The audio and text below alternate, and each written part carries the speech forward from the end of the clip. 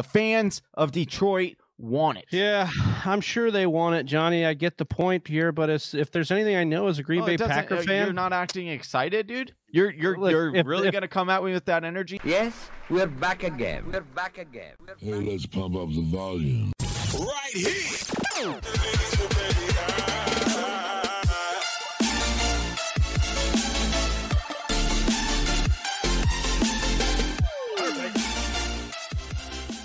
A face off Friday with your boy Johnny Game Time Hicks and me, Big Travie.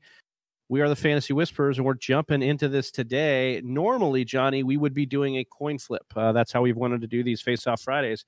But we are in a dynasty league together, the Dynasty Whisperers. And in this league, we both got a top 5 pick. And in this league, we each drafted this guy. And so we're going to make a case for each of these guys based on redraft and dynasty and just fantasy implications. But the two players we're talking about today is I'll be taking the case for J.K. Dobbins out of Ohio State, who went to the Baltimore Ravens at number 55 overall, who the Ravens, are really jacked on. I'm really excited about. That's who I drafted. I took him at the 104 spot. Really excited. Johnny, you were right before me at the 103, and you took the guy that you're going to talk about, which is DeAndre Swift out of Georgia, who went to the Detroit Lions backfield at number 3. Or sorry, number. I took him Johnny took him at number 3 number overall. 3. He went 35. Number 5. Yeah, number 35 overall. And listen, they've got very similar things going on here. Very talented. Had high production in college, and then went to backfields that seem to already have a guy, maybe. So what is the deal here? We're going to jump into it. And Johnny, look, age before beauty. Well, that doesn't really work because I'm older than you. But either way, you could go first here with DeAndre Swift and make your case, tail of the tape here. Well, I really appreciate you tossing the mic to me first. Yeah. Because I did have the higher pick, so I think it's only right that I take my so humble first. too. So, I know. Yeah. So DeAndre Swift lands in Detroit. He's a Detroit Lion, and listen, I understand a lot of people are freaking out right now, and the narrative is that we have yet to see a Detroit Lion running back pan out since Barry Sanders. There have been many of running backs, Javid Best, even Kerryon Johnson, who's there now. I'll touch on him in a second. But there have been several. Reggie Bush went there expecting to be this explosive player, and they all sizzled out and didn't become what we thought that they were going to be.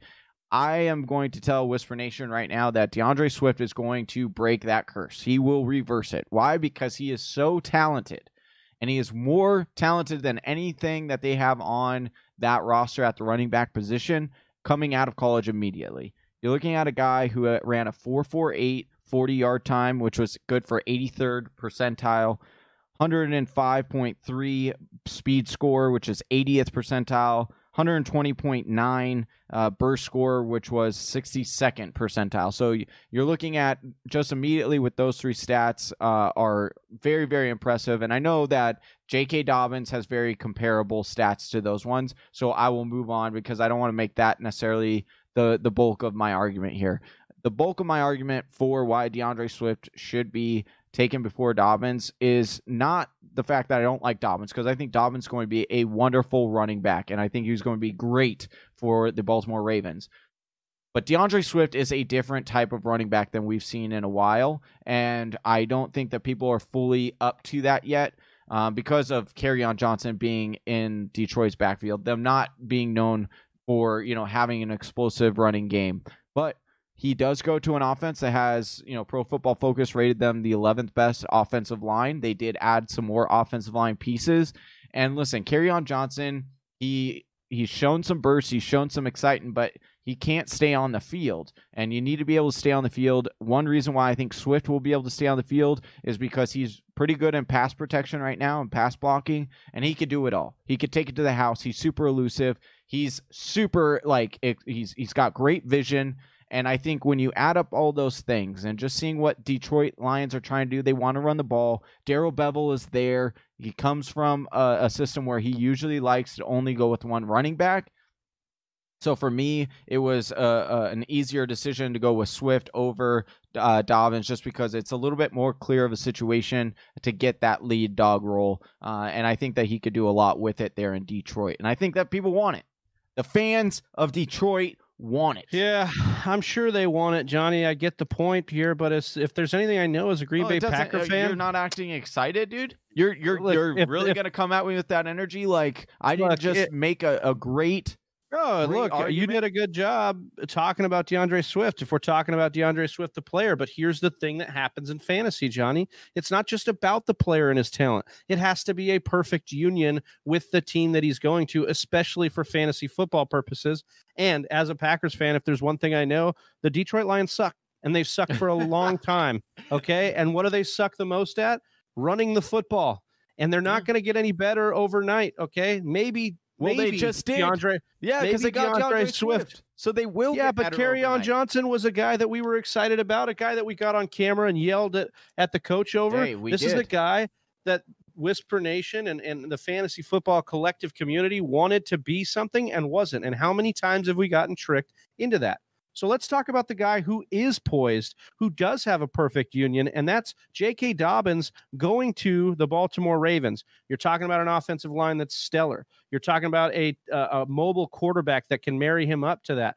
You're talking about a guy in J.K. Dobbins who can do it all as well as DeAndre Swift. He can catch the ball. He's very durable. He's got great size and build. I mean, the guy bench pressed 23 times at the combine. He is a beast, a physical specimen. Then if you combine all these things that he has and you watch the tape of him at Ohio State, it was a walking highlight reel. It looked like every single time he touched the ball, he ran to the house every time because, one, the offensive line was good, and one, he was really good himself. But then you're like, okay, one cut running scheme. He fits it so well. So I think if you're talking about J.K. Dobbins and you're talking about all of his attributes, then married with the fact that, that would be the big knock, right? Oh, he went to Ohio State. The system's really good. He's got a lot of good players around him. Well, the Baltimore Ravens, Johnny, they were a really good football team last year. They've got a really good head coach, and they've got a really bright, athletic young quarterback that's going to help open running lanes with his own mobility. And I think that's what makes J.K. Dobbins, both in redraft, very interesting in redraft. He may be a late bloomer. That may be the issue you have there. You may be waiting because Mark Ingram does exist. But look, we've talked about it before on the show. Mark Ingram's contract is one that they can get out of after next year with a very minimal team liability. And now you're talking about a guy in dynasty leagues in Dobbins that's poised to be a three down back and the bell cow for Baltimore for years to come. So that's why I'm resting my case with J.K. Dobbins over DeAndre Swift. It has more to do with the team that he's going to, the trust I have in that team, than it does with DeAndre Swift's talent being better than Dobbins, because there's, you could really make the argument that he is the more talented running back for sure. But I think that Dobbins is the guy you want in fantasy. And we want to know what you think, Whisper Nation. Did Johnny get it right here, or did I? Comment below and let us know. And let us know who you want us to face off next time on Face Off Friday. Peace. Peace.